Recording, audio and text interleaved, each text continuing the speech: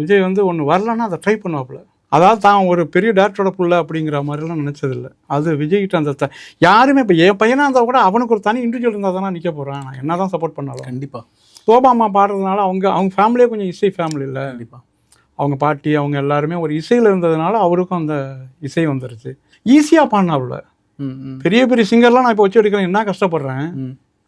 அவர் ஈஸியாக பாடிட்டார் அந்த 3 பாட்டுமே. அது எனக்கு பெரிய சந்தோஷமாக இருந்தது. இப்போ நான் நினச்சி பார்க்குறேன் அதை. பரவாயில்ல, ஆரம்பத்திலே வந்து டக்குன்னு பாடிட்டாப்லையே அப்படின்னு யோசிச்சேன். இப்போவும் பாட்டு கொடுத்தா சூப்பராக பாடுவாப்புல. ஏன்னா திரை இசைக்கு முன்னாடியே நீங்கள் பாட வச்ச சிங்கர் அவர் தானே? கரெக்டாக? ஆமாம், எனக்கு நான் வந்து ஒரு ஆர்டிஸ்டாக பாட வச்சது ஃபஸ்ட்டு அவர் தான். இன்னும் ஒன்று, அடுத்தவங்க படத்துக்கு ஒரு 3 சாங்காக பாடி கொடுத்தது அவர் தான் பாடி கொடுத்துருக்காரு. அதுதான் ஃபஸ்ட்டு. வேறு எந்த படத்துக்கும் அவர் பாடி கொடுத்ததில்ல. எனக்கு நினைவு தெரிஞ்சு அந்த மாதிரி வேறு யாருக்கும் அவர் பாடி கொடுத்ததில்ல. 3 சாங்கு என் மியூசிக்கில் தான் பாடியிருக்காருன்னு நினைக்கிறேன். 2 சாங் பாடிருக்காரு வித்யாசாகர் மியூசிக்கு, மற்ற நிறைய தேவான மியூசிக்லாம் பாடிருக்காரு. 3 சாங்காக என் படத்தை தான் பாடியிருக்காரு. அந்த ஒரே படம் பெரிய அண்ணா தான்.